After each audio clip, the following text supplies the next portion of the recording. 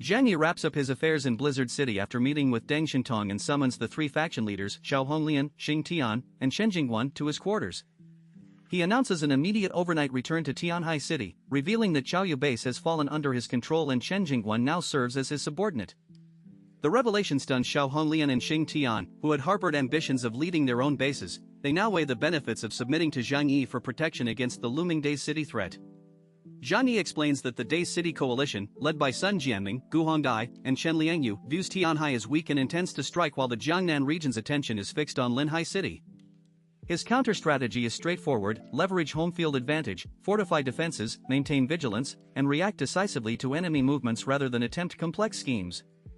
The leaders and their forces board a special train and depart Blizzard City under cover of darkness. Observers from Days City report the exodus to Sun Jianming, who sneers at what he perceives as a panicked retreat. Confident and riding high after humiliating Chen Jingguan in a duel, Sun Jianming nonetheless calculates that a solo assault would be costly. He reaches out to Chen Liangyu and Gu Hongdai, inviting them to coordinate a joint invasion of resource-rich Tianhai City. In Days City, Sun Jianming hosts Chen Liangyu and Gu Hongdai to finalize their coalition against Tianhai City. The three Delta-level leaders, Sun Jianming with his Dark Force enhancement, Chen Liangyu with his Jaguar Beastman speed, and Gu Hongdai with her Crimson Kiss mental control, agree that Tianhai City is a ripe target. They assess that Tianhai superhuman forces were decimated in the war against Yuan Konya, leaving the city defended mostly by ordinary people. Over a map of Tianhai, they divide territory among themselves and draft surrender ultimatums, confident that a show of overwhelming force will force surrender without costly fighting. Meanwhile, Zhang Yi's group races back to Tianhai City aboard the Jiangnan special train. Upon arrival at Xiaomayashan Station, Zhang Yi orders immediate defensive preparations across all territories. Xiao Honglian, leader of Yangsheng base and a Delta-level fire-type superhuman, approaches Zhang Yi and formally pledges allegiance, recognizing that without his protection her base cannot survive the coming coalition. Chen Jingguan, already subordinate after surrendering Xiaoyu base's shelter keys, smirks at her decision. Xing Tian, leader of Qingpu base and also Delta level, realizes he is the last holdout and hastily submits as well. Zhang Yi accepts both submissions calmly but coldly, making clear that submission means absolute obedience, even threatening to kill them if they disobey. Both leaders accept the harsh terms, recognizing that in the apocalypse, lone wolves cannot survive. An alignment with Zhang Yi offers their best chance to retain authority in Tianhai City. Xiao Honglian and Xing Tian formally pledge their full cooperation to Zhang Yi, begging him to protect the people in their bases. Xing Tian reminds Zhang Yi of their past good relationship, but Zhang Yi privately dismisses the notion of true loyalty, knowing these faction leaders will always prioritize their own interests and that their allegiance simply reflects his overwhelming strength. After dismissing them at the Xiaomayashan subway station, Zhang Yi retrieves his snowmobile and leads the group back toward the shelter in a tense atmosphere. Fatty Su laments that war is exhausting, Uncle Yu observes that Darwin's law governs societies that have lost their civilized state, and Zhang Yi coldly promises that after this battle things will become much more peaceful, vowing to make an example of Days City and destroy all their chicken coops. Back at the shelter, the women of the family greet them, and Zhou Jaime and Yang Xia express helplessness at another brewing war. Uncle Yu reassures his wife that no matter how big the problem, the family will handle it. Zhang Yi immediately convenes a meeting and assigns tasks. Yang Xinxin is ordered to take over the network systems of the three newly submitted Tianhai forces so they can track movements across the city, and she reveals she can also hack into other cities' networks. Since the 6 major regions still maintain essential national infrastructure, Zhang Yi eagerly tasks her with breaching Days City's network for combat strength data and intelligence on enemy superhuman abilities.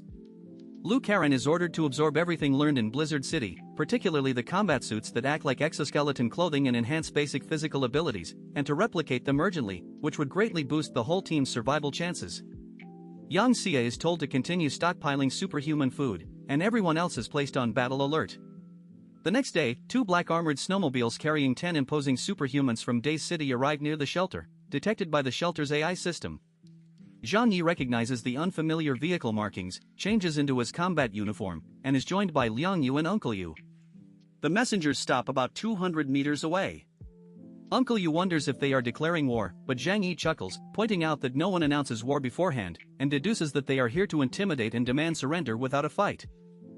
Uncle Yu and Liang Yu are struck by the audacity of Days City trying to intimidate them, reflecting inwardly that Zhang Yi's group won a full-scale multi-base assault months ago and that Zhang Yi himself defeated the Epsilon-level Yuan Konye, meaning even the strongest power in Blizzard City would not dare challenge him. Zhang Yi tells the shelter residents to go about their business, lets Hua Hua leap onto his shoulder, and proceeds with only Uncle Yu and Liang Yu to meet the messengers. He activates his dimensional shield, an invisible circular barrier shielding them from all directions, and reflects on the 3 defensive uses of his dimensional gate. The dimensional gate itself offers the largest defensive range and strongest defense but is immobile. The dimensional shield offers the smallest range and moderate defense but is flexible and suited to close quarters combat. An interdimensional separation creates an all-around unobstructed spherical defense, yet its shape distorts the gate, making it the weakest of the 3. The 10-day city soldiers lounge dismissively in their vehicles, joking that Tianhai City is already destroyed and will soon be their territory. The bearded leader confirms Zhang Yi's identity and hands over a manila envelope containing a letter from the 3 major powers of Days City, along with contact information for an email reply. He gives Zhang Yi 1 day to decide, roughly 19 hours after deducting their travel time, and the soldiers sarcastically whistle at Zhang Yi's rare spatial ability before roaring away. Uncle Yu angrily asks why Zhang Yi did not eliminate them, but Zhang Yi calmly explains he has no interest in small fry and that acting rashly would only make the enemy more wary. Uncle Yu privately marvels at the composure of a man barely in his 20s, while Liang Yu jokes that a barking dog does not bite, only to be caught by Zhang Yi, who teases her. She flushes, insisting it was a compliment, and he dryly notes that even a PE teacher's praise is uniquely worded. Back in the shelter, Zhang Yi has Zhou Kor accompany him to the infirmary to inspect the folder for safety before opening it, mindful that even powerful superhumans can die easily. After Zhou Kor confirms the bag is undamaged, Zhang Yi uses tweezers to open it and carefully removes a single handwritten letter. The letter is from Sun Jianming, Chen Liangyu, and Gu Hongdai, who claim that Tianhai City has suffered devastating losses and that, as friendly neighbors, the 3 major powers of Days City are willing to defend it in the spirit of humanitarianism. Zhang Yi bursts into loud laughter at the high-sounding reason, guesses these men once worked in some kind of organization, and calls everyone over to read it, noting that Days City is clever enough that even the Jiangnan region will have a ready-made excuse to avoid criticizing them later.